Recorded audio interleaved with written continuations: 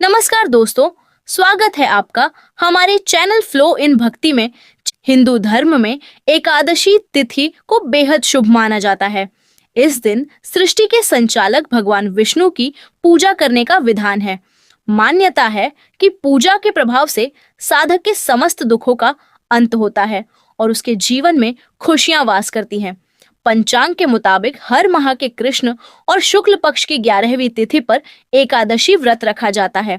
इस दौरान सभी तिथि में आषाढ़ माह के कृष्ण पक्ष की एकादशी को अधिक महत्वपूर्ण माना गया है, क्योंकि इस दिन योगिनी एकादशी का व्रत रखा जाता है। मान्यता है कि योगिनी एकादशी का व्रत करने से 88,000 ब्राह्मणों को भोजन करने के समान फल मिलता है। इसके अलावा मृत्यु के बाद भगवान विष्णु के चरणों में साधक स्थान प्राप्त करता है। योगिनी एकादशी के दिन विष्णु जी की पूजा के लिए सबसे पहले एक चौकी ले। चौकी पर भगवान विष्णु की मूर्ति या तस्वीर को स्थापित करें। अब प्रभु को पीले रंग के वस्त्र अर्पित करें। अब प्रभु को पीली मिठाई, फूल, फल अर्पित करें।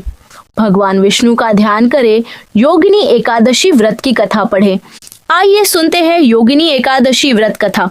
धर्मराज युधिष्ठिर कहने लगे कि भगवान, मैंने ज्येष्ठ शुक्ल एकादशी के व्रत का महात्म्य सुना। अब आप कृपा करके आषाढ़ माह के कृष्ण पक्ष की एकादशी की कथा सुनाइए। इस एकादशी का नाम तथा महात्म्य क्या है, सो आप मुझे विस्तार पूर्वक बताएं। श्री कृष्ण कहने लगे कि हे राजन, हे पांडुपुत्र, आषाढ़ माह के कृष्ण पक्ष की एकादशी का नाम योगिनी एकादशी है। इसके व्रत से सभी पाप नष्ट हो जाते हैं। यह व्रत इहलोक में भोग तथा परलोक में मुक्ति देने वाला है। हे अर्जुन, यह एकादशी तीनों लोकों में प्रसिद्ध है। इसके व्रत से सभी पाप नष्ट हो जाते हैं। तुम्हें मैं पुराण में कही हुई कथा सुनाता हूँ, ध्यान पूर्वक श्रवण करो। कुबेर नाम का एक राजा अलकापुरी नाम की नगरी में राज्य करता था। वह शिव भक्त था।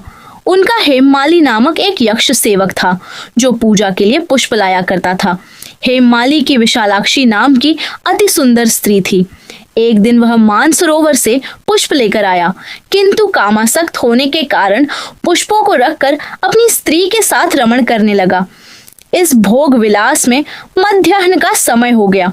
हेममाली की प्रतीक्षा करते करते जब राजा कुबेर को मध्याह्न का समय हो गया, तो उसने क्रोध पूर्वक अपने सेवकों को आज्ञा दी कि तुम लोग जाकर पता लगाओ कि हेममाली अभी तक पुष्प लेकर क्यों नहीं आया। जब सेवकों ने उसका पता लगा लिया तो राजा के पास जाकर बताया, हे राजन, वह हेममाली अपनी स्त्री के साथ रमण कर रहा है। इस बात को सुन राजा कुबेर ने हेममाली को बुलाने की आज्ञा दी। भय से कांपता हुआ हेममाली राजा के सामने उपस्थित हुआ। उसे देखकर कुबेर को अत्यंत क्रोध आया तथा उसके होठ पटफदाने लगे। राजा ने कहा, अरे अधम, तूने मेरे परम पूजनीय देवों के भी देव भगवान शिव जी का अपमान किया है। मैं तुझे श्राप देता हूँ कि तू स्त्री के वियोग में ताड़पे एवं मृत्युलोक में जाकर कोरही का जीवन व्यतीत करे। कुबेर के श्राप से वह तत्क्षण स्वर्ग से पृथ्वी पर आ गिरा तथा कोरही हो गया। उसकी स्त्री भी उससे बिछड़ डाच गई। मृत्युलोक में आकर उसने अनेक भयंकर कष्ट भोगे, किंतु शिव की कृपा से उसकी बुद्धि मलिन न हुई तथा उसे पूर्व जन्म की भी सुध रही। अनेक कष्टों को भोगता हुआ तथा अपने पूर्व जन्म के कुकर्मों का स्मरण करता हुआ वह हिमालय पर्वत की ओर चल पड़ा। चलते चलते वह मार्कंडेय अर्षि के आश्रम में जा पहुंचा। वह अर्षि अत्यंत वृद्ध तपस्वी थे। वह दूसरे ब्रह्मा के समान प्रतीत हो रहे थे तथा उनका वह आश्रम ब्रह्मा की सभा के समान शोभा दे रहा था। अर्षि को देखकर हेममाली वहां गया और उन्हें प्रणाम करके उनके चरणों में गिर पड़ डाला। हेममाली को देखकर मार्कंडेय अर्षि ने कहा, तूने कौन से निकृष्ट कर्म किए हैं जिससे तू कोरही हुआ तथा भयानक कष्ट भोग रहा है।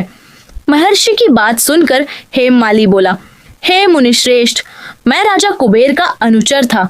मेरा नाम हेममाली है। मैं प्रतिदिन मानसरोवर से पुष्प लाकर शिव पूजा के समय कुबेर को दिया करता था। एक दिन पत्नी सहवास के सुख में फंस जाने के कारण मुझे समय का ज्ञान ही नहीं रहा तथा मध्याह्न तक पुष्प न पहुंचा सका। तब उन्होंने मुझे श्राप दिया कि तू अपनी स्त्री का वियोग एवं मृत्यु लोक में जाकर कोरही बनकर दुख भोग। इस कारण मैं कोरही हो गया हूँ तथा पृथ्वी पर आकर भयंकर कष्ट भोग रहा हूँ। अतः कृपा करके आप कोई ऐसा उपाय बतलाए जिससे मेरी मुक्ति हो।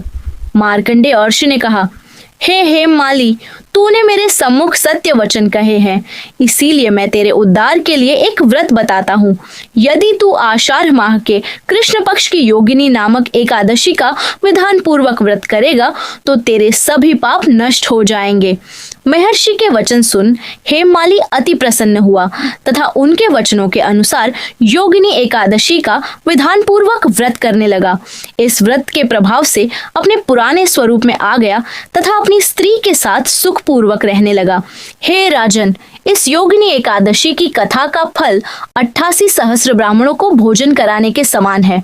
इसके व्रत से सभी पाप नष्ट हो जाते हैं तथा अंत में मोक्ष प्राप्त करके प्राणी स्वर्ग का अधिकारी बनता है। भगवान कृष्ण ने कहा, हे राजन, यह योगिनी एकादशी का व्रत 88,000 ब्राह्मणों को भोजन कराने के बराबर फल देता है। इसके व्रत से समस्त पाप दूर हो जाते हैं और अंत में स्वर्ग प्राप्त होता है। कथा सार मनुष्य को पूजा आदि धर्म में आलस्य या प्रमाद नहीं करना चाहिए, अपितु मन को संयम में रखकर सदैव भगवान की सेवा में तत्पर रहना चाहिए। विष्णु जी की आरती करें। अंत में आप जरूरतमंद लोगों को भोजन व दान दक्षिणा देकर पूजा समाप्त करें।